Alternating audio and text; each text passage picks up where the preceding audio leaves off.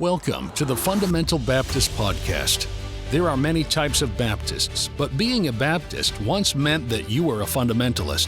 Over the years, many Baptists have strayed from the fundamentals and thus attack those who remain true to the faith. This podcast will address the issues surrounding what it means to be a fundamental Baptist. Somebody said, Brother House, fundamentalists are changing, aren't they? No, fundamentalists don't change. Folks quit being fundamentalists. God says when the troubles come, He said fight. You can't fight. He said withstand. You can't withstand. He said stand. What does it mean to stand? He said don't change. What? Don't change what? Number one, don't change what you believe.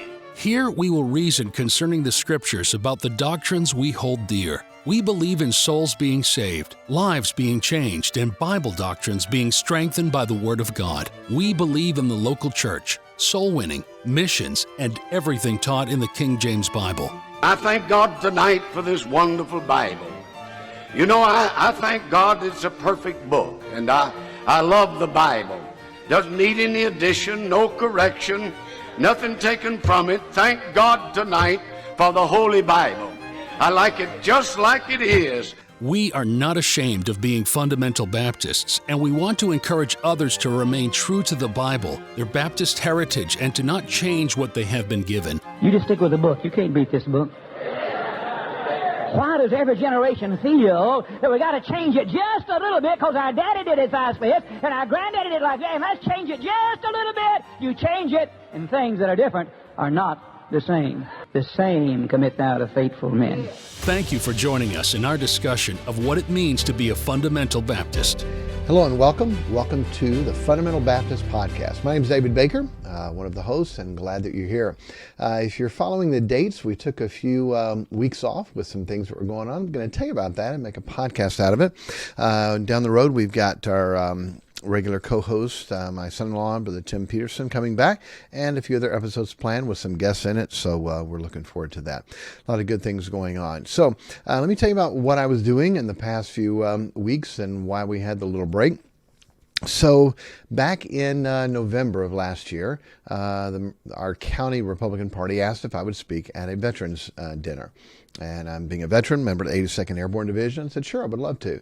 The lady that asked me to speak said, you can speak on whatever you want, but what do you think about speaking on Christians being involved in politics?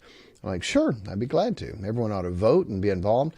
And so I spoke that night, and it went very well. At the end of that, everyone started asking me to run for this and run for that and run for office. And I smiled and said, thank you. I'm a preacher, not a politician, and just pushed it aside. What happened from there, our state representative, who had retired, asked if I would run for county mayor. Then a few other people asked me that. Then every week I was getting asked that. And I just laughed and said, thank you. No, thank you. I'm a preacher, not a politician. And I took what I spoke on that night and put it into a book. And the title is called How Christians Can Save America.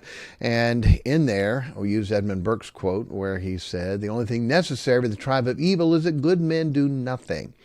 And with all the people asking me, I finally felt compelled. Okay, God, is this something you want me to do? If you do, then please make it clear. And I typed up a list of 8 things and said, God, if this is what you want me to do, then I need these things to happen. And within 2 weeks, every one of those things happened. Things out of the blue, things that were no way a coincidence, so felt compelled. I did not win, for which I'm glad. I worked hard and put a lot of time into it. And I was not going to leave the pastorate at all, would not ever do that. That's a calling. But I have heard of other people, and by the way, in the 1800s, they said that almost every town, their mayor was also a pastor. And I know of other pastors that are also mayors, and something you can do at the same time, pastor a church, but also help run the business of the county or the city. And so I didn't win, but there's a lot of neat things that came out of it, from people being saved to God clearing up things and fixing things and things you learned a lot. And one of the things was this book on how Christians can save America. And so I want to talk a little bit about one of the issues of that in this podcast, and it's called the separation of church and state. Most of you already know this, but some people don't. And when you don't understand it, it is really a big deal. What is being told by the liberal people is that separation of church and state is in the Constitution, and that means a Christian is not supposed to be involved in politics. You're supposed to separate that. I don't know how many times I've commented on a political post or made a political post through the years, and somebody invariably will come on and say, "What? You're a pastor. You're not supposed to talk about that. Have you ever read the Constitution? Separation of church and state." And I'll go, "Okay, could you please show me in the Constitution where it says the separation of church and state? And even more, what that means. What are you talking about in that?" And so one of the things that liberals have done is to push to get Christians out of politics. There are certain groups that teach Christians shouldn't even vote, and not just the Amish. I mean, other groups and religions that said, nope, that's not something Christians should be a part of. But that's not biblical, and you can look and see from the Bible that Christians were involved. Paul was involved with the governors and with the kings and with the Caesar, and he was involved in that. Now, again, he didn't run for office. It was a different type system back then. But in our country, America, we have the ability to choose people that will govern us, and so to not be involved in that is amazing. So we believe in life. We believe life begins at conception. We've talked about that. We have in our country, we've had a change in the past couple months about that, where Roe versus Wade is overturned, and now the states can decide. Now, one of the last podcasts I did, I talked about how that should be a federal issue, because the federal government wasn't given much to do, but they were given the authority to protect life and liberty in the pursuit of happiness. And so protect life, that baby is life. The federal government should do that. As we can see in all the states and all the politics of it, it is going to be a gigantic mess. And it is already. The for abortion people are stirred up, putting money, time, getting their people elected, changing things. And every state is going to be a battle from now till Jesus comes, where if the federal government had done their job and said, no, we are to protect life, and this is going to protect life in all 50 states, we wouldn't have that issue. And so, but anyway, Roe versus Wade got overturned. And yes, we're glad of that. And many states, like ours in Tennessee, will have a very strong pro-life message, and abortion, on the most part, will not be allowed in our state. And that's a good thing, but it should go nationwide. So, how did we get that? How did Roe versus Wade get overturned? Because of politics. We got a president in that was strongly pro-life. By the way, I didn't think he would be in the first, but he ended up being, for whatever reason, whether the people that helped him put the picks on that list that he made for Supreme Court, or whether he had a come to Jesus moment and believes that baby is life. But he chose 3 people. He got to choose 3 people to sit on the Supreme Court in one 4-year election, which was incredible. And those 3 people, because of that, overturned Roe versus Wade. Now imagine if Hillary Clinton had been the president and she had gotten to put 3 picks on the Supreme Court. Do you think Roe versus Wade would have been overturned? Absolutely not. Okay? And so does it matter? Absolutely. Should Christians be involved? Absolutely. We should do something. We should understand the way that that's going to be. So I wanted to take a little time in this podcast to talk about separation of church and state, and to understand what it is, truly understand what it is, and to make sure we can teach that and preach that and help correct people.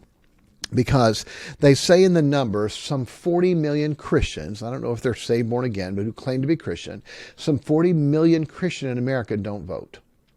Don't vote. 40 million. They say 15 million Americans, Christians, aren't even registered to vote. If they would vote any type of biblical principle at all, the other side wouldn't be able to cheat as much, and we could turn this country back around to have more of a God in our country and in our life than what the previous generation of people have tried to do to take God out of that. Okay?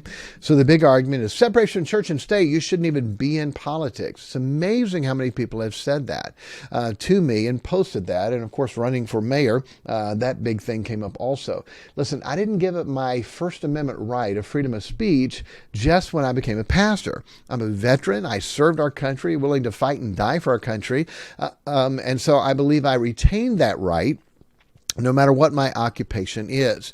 So simply put, separation of church and state means that the church and state should not be married. They should not be together as one. The state should not control the church, and the church should not control the state. And when we say the church, it is the state church, okay?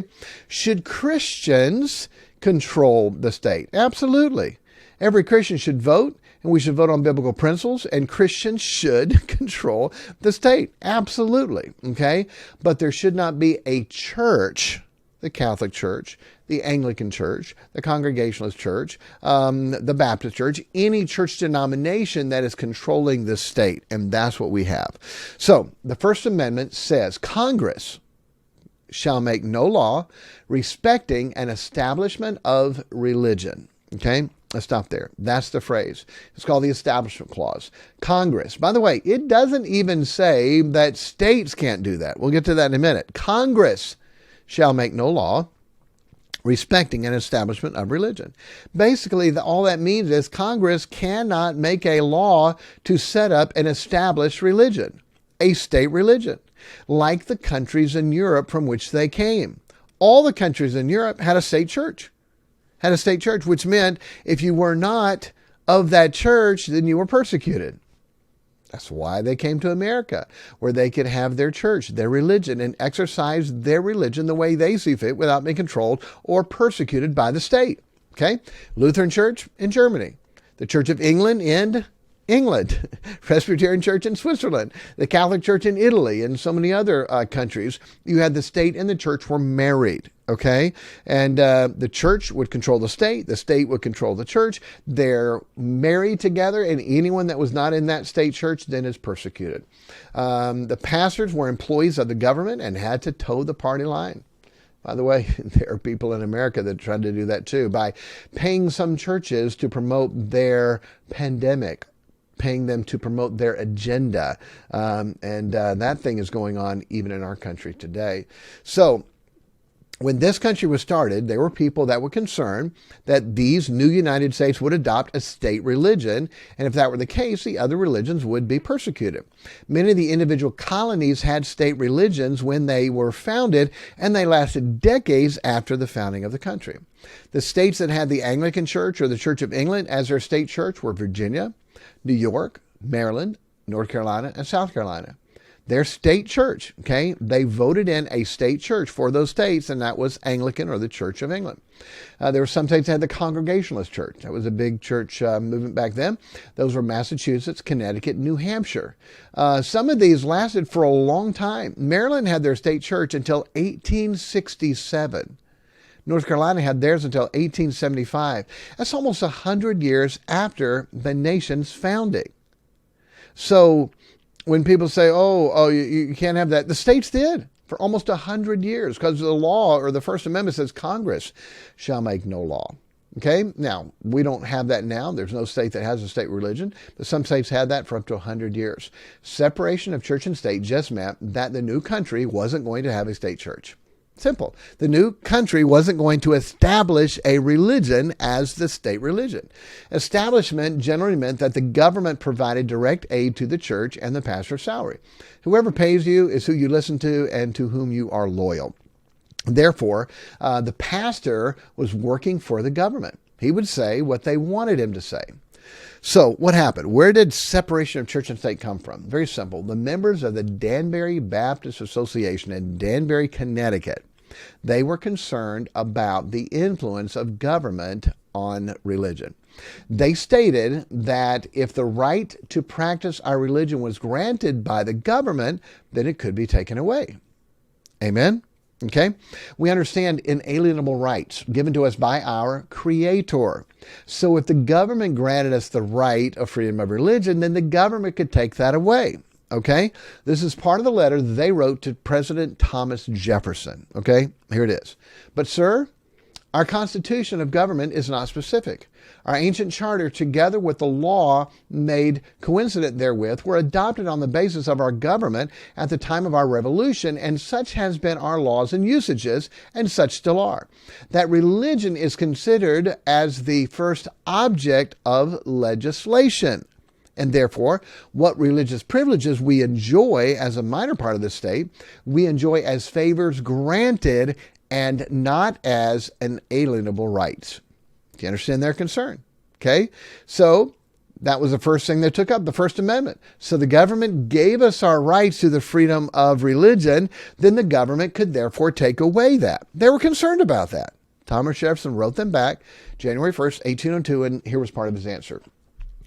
Believing with you that religion is a matter which lies solely between man and his God, that he owes account to none other for his faith or his worship, that the legitimate powers of government reach actions only and not opinions. I contemplate with sovereign reverence that the act of the whole American people, which declared that their legislature should, quote, make no law respecting an establishment of religion or prohibiting the free exercise thereof, quote, end quote, thus building a wall of separation between church and state. That's it.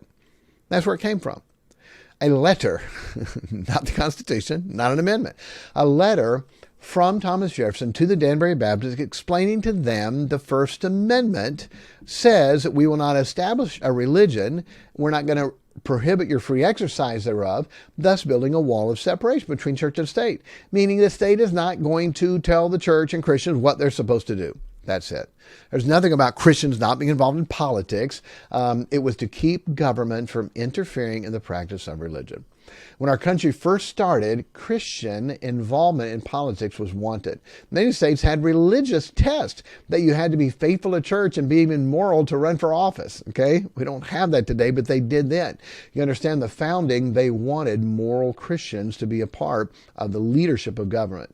The people wanted Christians to be involved and to run for office. By the way, a wrong understanding and argument of separation of church and state made the Supreme Court take the Bible out of schools, take prayer out of schools, take the Ten Commandments out of schools, because they said, oh, if you have that, you'll be establishing a religion. Again, that's a wrong view of what separation of church and state meant. Those things need to be turned over and turned around. Our schools are gone, the government's gone, and don't know if those things will ever happen.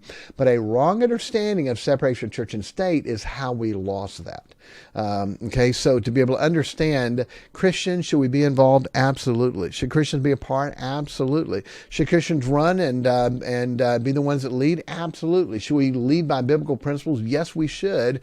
We should do something, okay? Now, please understand, this will be a shorter podcast, but please understand, I'm not saying, oh, leave the ministry and go run for politics. Absolutely not. Running for mayor, people say, you're going to stick on a pastor? Absolutely, okay? If I had one, I would still have pastored. I'm not going to leave the pastorate to go do something in the secular realm. But can God do that? Now, for Christians that are not in full-time ministry, to be able to run for school boards and run for county commission and city council and mayors and state house and reps in Washington, absolutely, they should.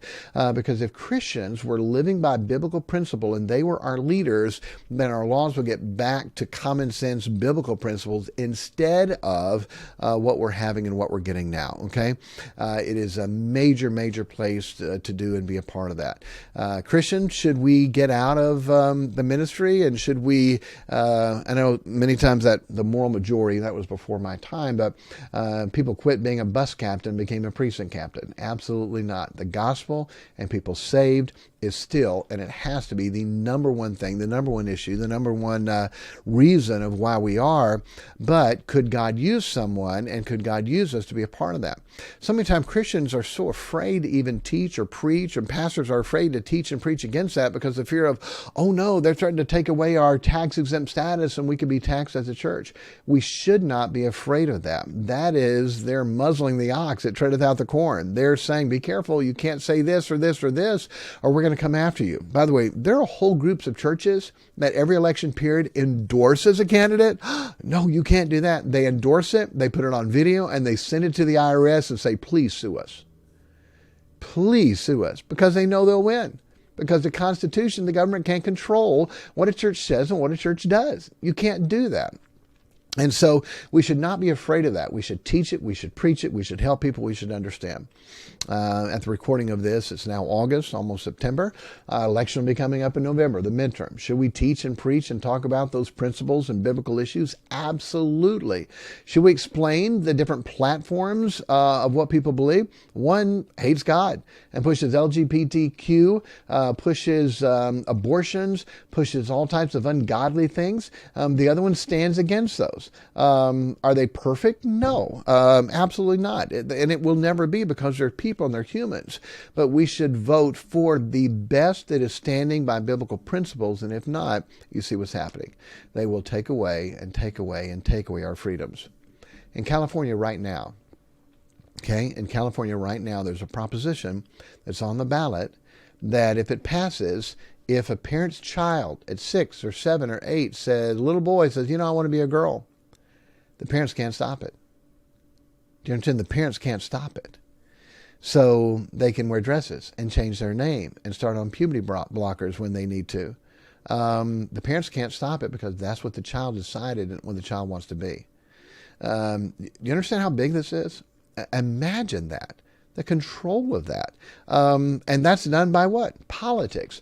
Are we supposed to be involved? Absolutely. At minimum, the Bible says, Paul said to pray for all that are in authority, that we may lead a what? Quiet and peaceful life. Yes, we're supposed to be involved. Minimum, we're supposed to pray. Read about the Black Robe Regiment and see how involved the preachers were, the Black Robes, how involved they were in the Revolution. We would not have our country, by most historians say, if there was not the Black Robe Regiment. The preachers that were preaching truth and liberty and freedom, biblical principles that we should have. If they were not preaching that, we would not have the country that we have today. And so understand separation of church and state. Understand that. I'm not pushing or promoting a book, but if you want the digital copy, I'll send you a PDF for free, okay? You can go get it on Amazon. It's David Baker, How Christians Can Save America. If you want to email me, thefundamentalbaptistpodcast@gmail.com, and I'll send you a digital copy of it, okay? Again, I think you'd like a print copy of it, but you can get a digital copy for free as a PDF, and read it, see it. It's a short book, but to be able to understand what we need to have, I think churches ought to buy them and give them to all the people in our church, you'd be able to help them to know this issue, that we should be involved, that we should vote, that we should do something, because the only thing necessary for the triumph of evil is that good men do nothing. And that's what's happening today.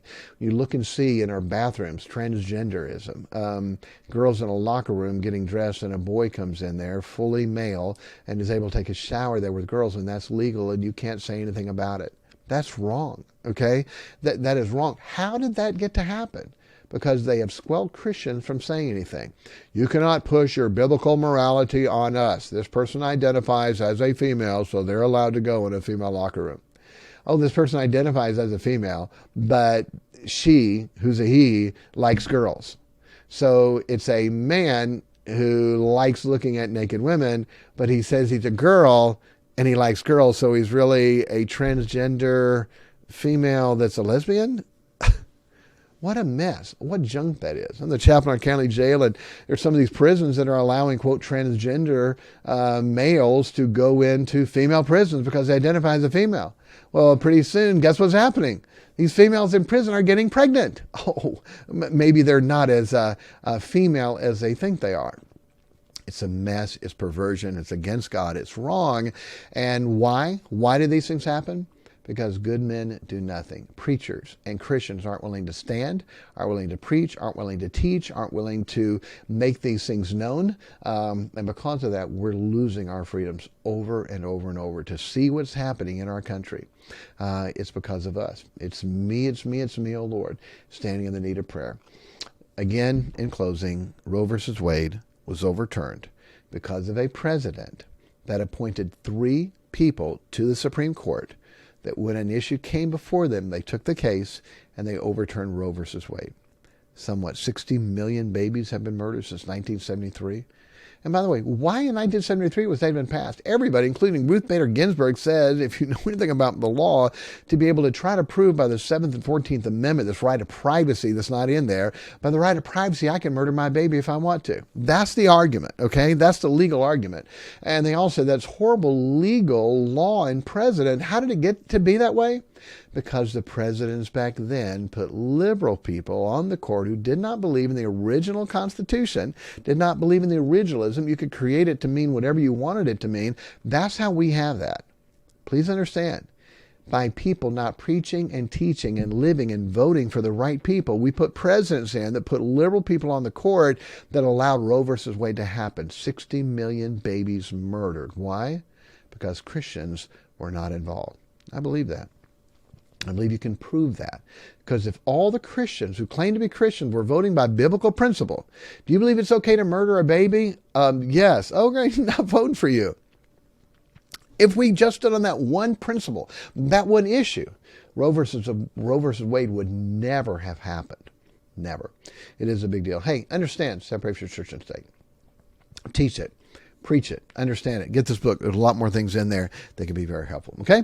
Hey, God bless you. We'll look forward to having our guests and co-hosts and things next time, and hope you'll stay in and come and be a part. God bless and take care.